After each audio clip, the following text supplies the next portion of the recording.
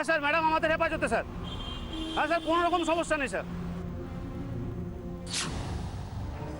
আমি কালকেই যাব, কালকে গিয়ে দেখবো ওরা কি চাইছে।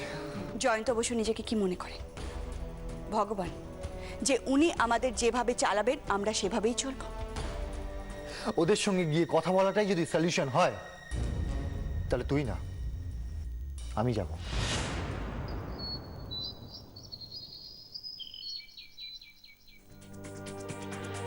আচ্ছা, আমি যদি পার্ক স্ট্রিট দিয়ে ঢুকি তাহলে ওয়ান ওয়ে থাকবো না তো এই সময়?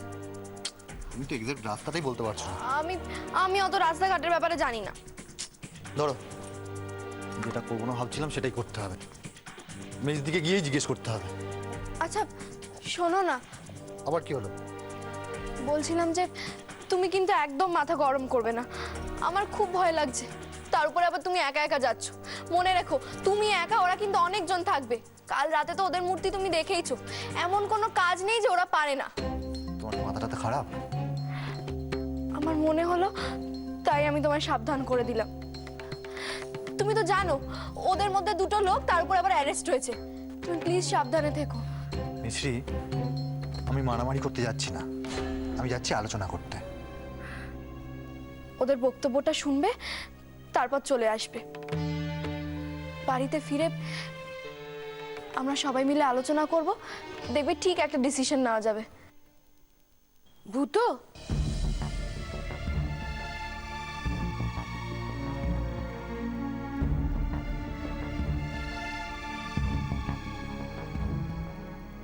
পুজো হয়ে গেছে বর্দিমা? হ্যাঁ রে। কি রে, তুই কি কোথাও বেরোচ্ছিস নাকি? হ্যাঁ বর্দিমা, আমি অফিস যাচ্ছি। অফিস যাচ্ছিস কি রে? কালই তো কথা হলো, আজ সকালে আমরা সবাই মিলে মন্দিরে যাব। বর্দিমা, আসলে আমার একটা আর্জেন্ট ফোন এসেছিল অফিস থেকে। আমার বস হায়দ্রাবাদ থেকে এসেছেন, তা আমায় যেতে হবে। কিন্তু ঠাকুরের কাছে সংকল্প করেছি, যেতে হবে না একবার মন্দিরে? বর্দিমা, আজকের দিনটা যেতে দাও। ঠাকুর আমার অবস্থাটা নিশ্চয়ই বুঝবেন। কালকে আমরা সবাই মিলে যাব। আচ্ছা সে না হয় বুঝলাম, কিন্তু তুই খেয়ে বেরোবি তো? বর্দিমা, আমি বাইরে খেয়ে নেব, আমি আসছি, কেমন? সে কি, দেখ দেখি ছেলেটা না খেয়ে চলে গেল। বর্দিমা, নিশ্চয়ই ওর খুব তাড়া আছে। কি যে করে বুঝি না বাবা। তুই আয়, খেতে আয়।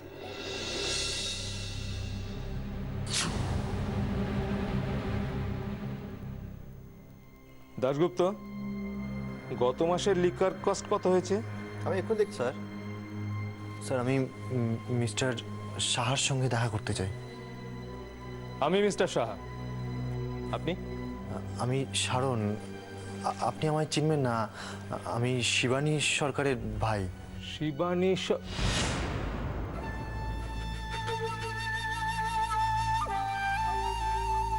বসুন।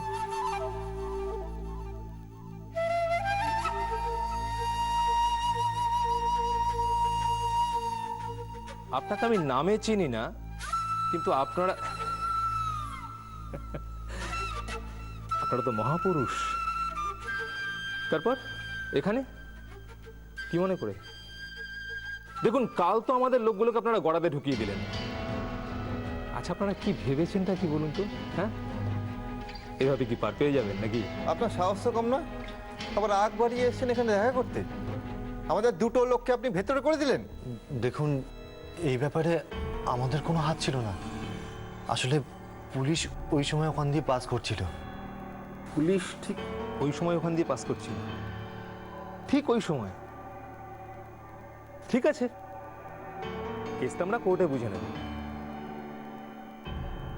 কিন্তু আপনি এখন কেন এসেছেন বললেন না তো? আমি এসেছি আপনাদের কাছে একটা অনুরোধ জানাতে। প্লিজ আমার দিদিকে আপনারা ছেড়ে দিন। কি বললেন? ছেড়ে দেব? আচ্ছা, এটা একদম ছেলে মানুষের মতো কথা হয়ে গেল নাকি? আমার টাকা কি গাছে ফলে নাকি বলুন তো? আমি তো এখানে ব্যবসা করতে এসেছি নাকি? ছেড়ে দিন মানে কি? হ্যাঁ, আপনি কি বলছেন আমি ঠিক বুঝতে পারছি না। আপনার কোনো ধারণা আছে আপনার দিদি আমাদের কাছ থেকে কত টাকা নিয়েছেন? দেখুন মিস্টার সরকার, এটা প্রফেশনাল ওয়ার্ল্ড। আপনারা যদি ভেবে থাকেন যে রিকোয়েস্ট করে পায়ে পড়ে এতগুলো টাকা ছাড় পেয়ে যাবেন, ভুল ভাবছেন। কত টাকা? Near about 10 lakh. আমাদের অ্যাকাউন্টেন্ট এক্সাক্ট ফিগারটা বলতে পারবে। হ্যাঁ, অনেকটা ওরকমই, একটু দেখে বলতে হবে। দেখুন, আপনারা যদি ভেবে থাকেন যে কাল আমাদের লোককে পুলিশ অ্যারেস্ট করেছে বলে আমি ভয়ে সেটিয়ে যাব, নো, নট এট অল। বরং কাল দেখবেন আমাদের হয়ে পুলিশ কথা বলছে। ইয়েস। তাছাড়া আমি তো ইল্লিগালি কিছু করিনি। আমার একজন স্টাফকে তার প্রয়োজনে আমি বিভিন্ন সময়ে টাকা দিয়েছি, এই শর্তে যে সে কাজ করে আমাকে শোধ করে দেবে। That's it. এত টাকা দিদি? বিশ্বাস না হলে আপনার দিদিকে জিজ্ঞেস করুন না, উনি তো একটা হিসেব রেখেছেন। কখনো বলেছেন ভাইয়ের অসুখ, কখনো বলেছেন বোনের পড়াশুনো, আবার কখনো বলেছেন বাড়ি রিপেয়ারিং করতে হবে। দেখুন মিস্টার সরকার, আমি আমার স্টাফদের তাদের প্রয়োজনে কখনো রিফিউজ করি না, কিন্তু আমার প্রয়োজনটা তো তাদের দেখতে হবে নাকি? ঠিক আছে, একবারে ক্যাশ দিতে না পারুন, কাজ করে শোধ করে দিন। এর থেকে ফেয়ার ডিলার কি হতে পারে বলুন? আপনি বাড়ি যান, বাড়িতে গিয়ে দিদিকে বোঝান, বুঝিয়ে আবার তাকে কাজে পাঠিয়ে দিন। ঠিক আছে? সেটা সম্ভব নয়। তাহলে টাকাটা দিয়ে দিন, দিদির মুক্তি।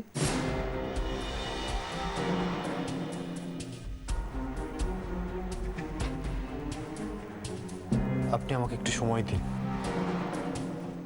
আমি বাড়িতে গিয়ে কথা বলে আপনাকে জানাচ্ছি। আসছি।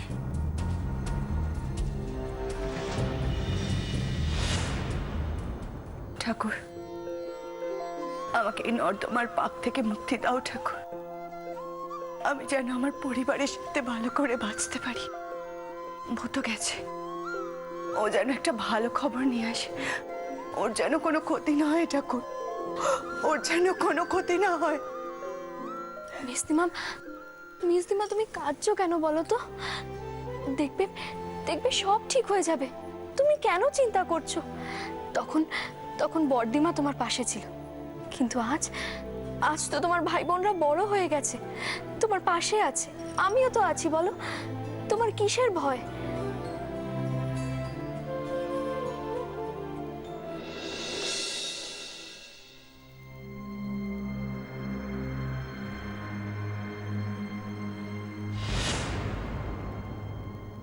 দাদা ভাই, কি হলো এত তাড়াতাড়ি ফিরে এলি? বলে গেলি তো ইম্পর্টেন্ট মিটিং আছে। শরীর খারাপ নাকি? কি হলো কিছু বল, চুপ করে আছিস কেন?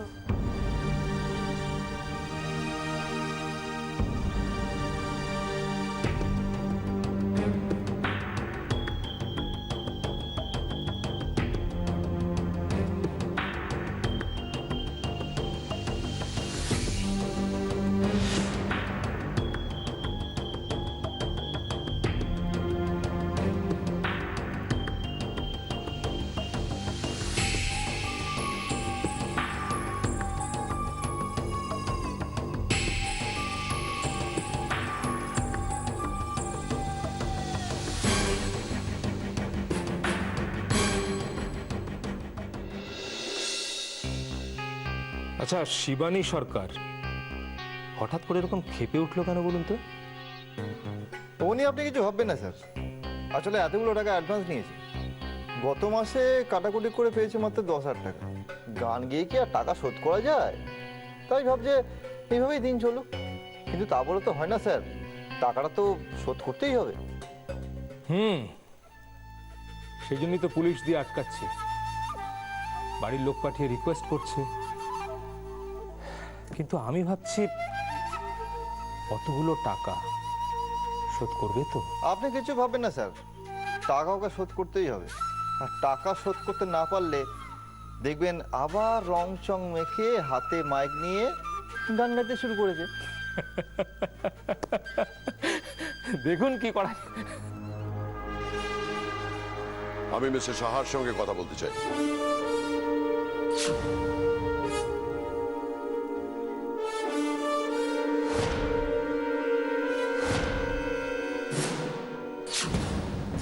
এ কি কে আপনি? বলা নেই ক নেই এইভাবে ঢুকে পড়লেন। আপনার আপনার নাম কি? আমার নাম দিয়ে কি হবে?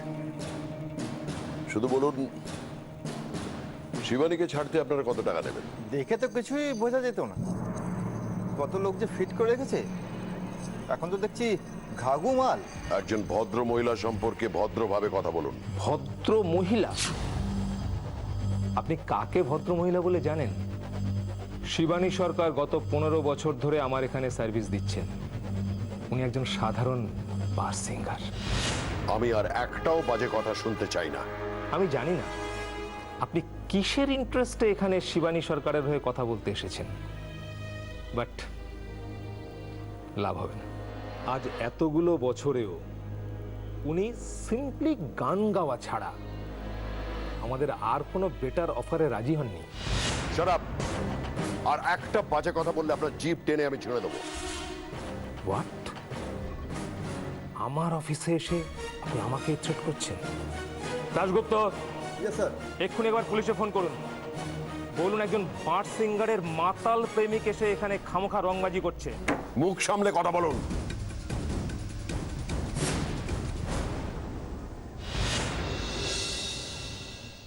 আমি পারলাম না রে মেজদি, পারলাম না। আমি এতগুলো টাকা আমি কোথা থেকে জোগাড় করব? ভূত,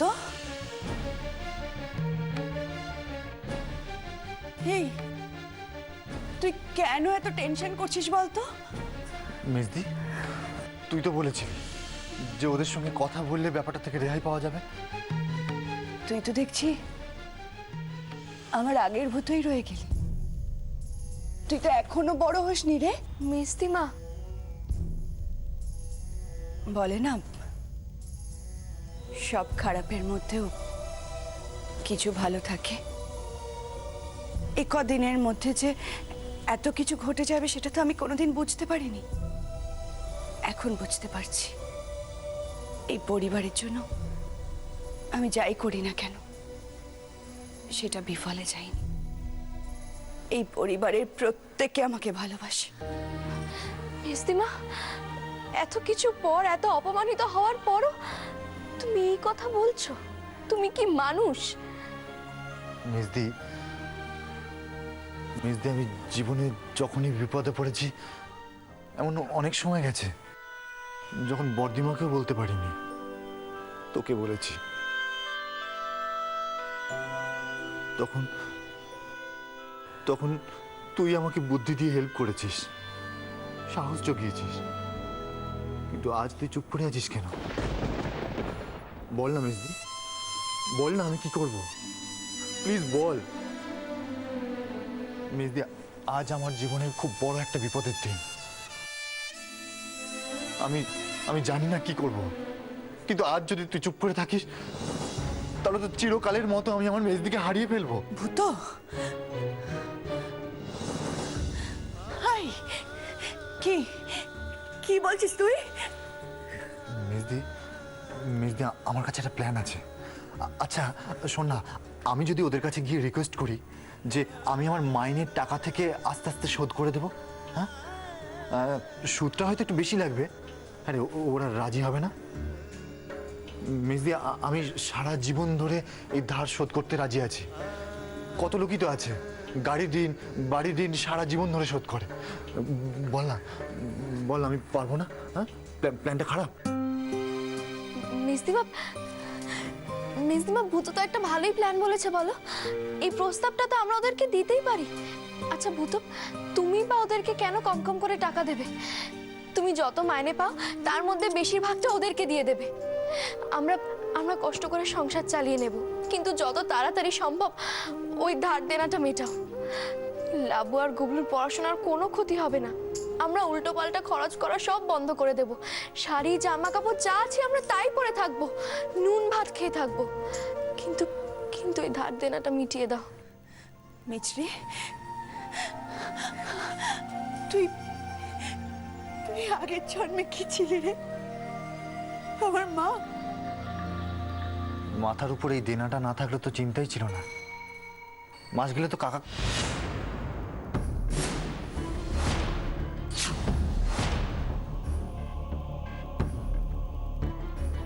তোরা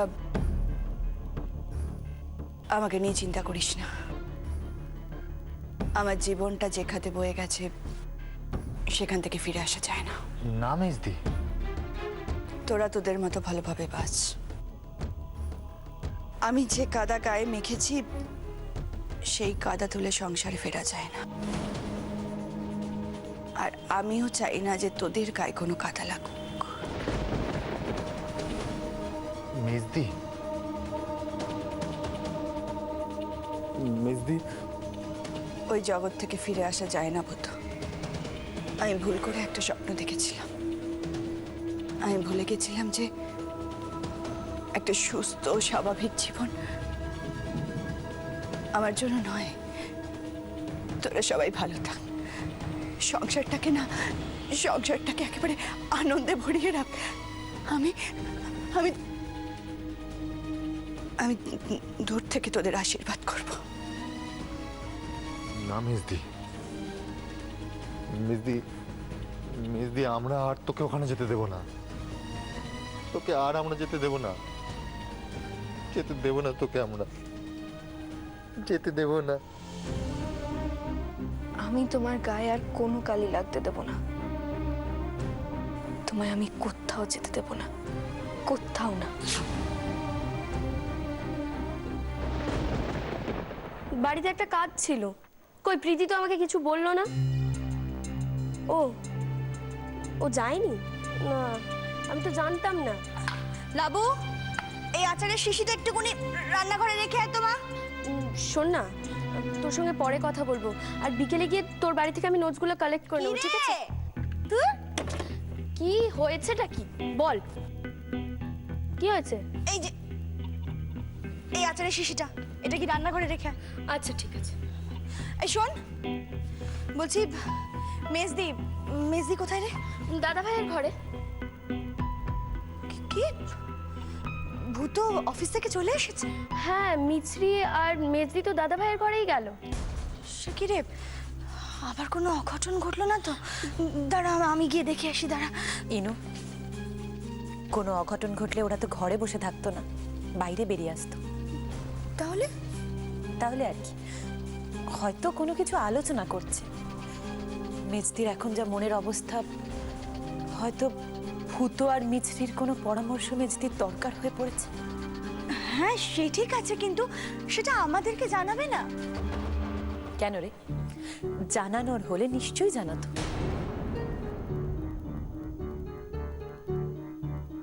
একটা ঝড়ে আমাদের সংসারটা, আমরা 5 বোন, 1 ভাই কিরকম ছড়িয়ে গেলাম, একে অপরের থেকে কত দূরে সরে গেলাম, তাই না রে শিস্তি? ইনু, এখন তো আমাদের দুর্বল হওয়ার সময় নয়। এখন আমাদের নিজেদেরকে শক্ত করে তোলার পরীক্ষা।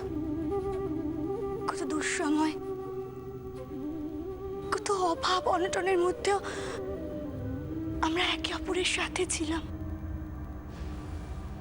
আচ্ছা, মেজদি কি ওর বোনদেরকে আর বিশ্বাস করে না? ও কি ভাবে যে ওর বোনের ওর পাশে দাঁড়াবে না? ইনু, মেজদি যাই ভাবুক না কেন, আমরা তো জানি আমরা সবাই মেজদির পাশে ছিলাম, আজও আছি, আর ভবিষ্যতেও থাকবো। আমরা সবাই যদি একজোট হয়ে থাকতে পারি, তাহলে যত বড়ই ঝড় আসুক না কেন, আমাদের এই সুখের সংসারটাকে কেউ উপড়ে ফেলতে পারবে না, কেউ না। হিনু, হিনু, কথা দে, কথা দে লাবু, কই কথা দে আমায়। কথা দিচ্ছি শিস্তি, আমরা 4 বোন চারটে দেওয়ালের মতন মেজদিকে আগলে রাখবো, কথা দিচ্ছি।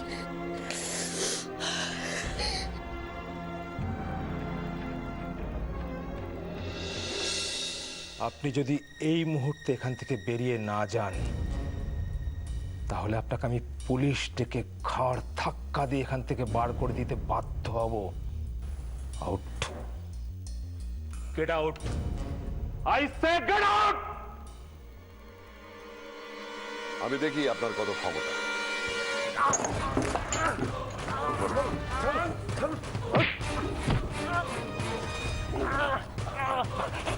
বলুন বলুন, শিবানীকে ছাড়বেন কিনা বলুন। ছাড়ুন স্যার, তার আগে আপনি আমাকে ছাড়ুন স্যার, আমার খুব লাগছে স্যার, ছাড়ুন ছাড়ুন। কিন্তু কিন্তু স্যার, আমার অনেকগুলো টাকা স্যার, উনি যে আমার কাছ থেকে অনেক টাকা অ্যাডভান্স নিয়েছেন স্যার, সেগুলো কি হবে স্যার?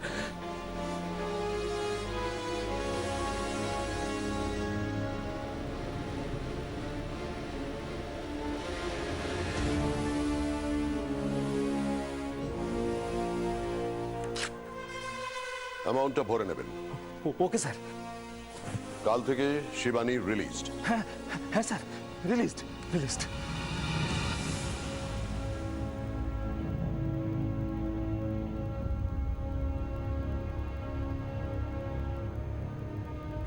হোয়াট?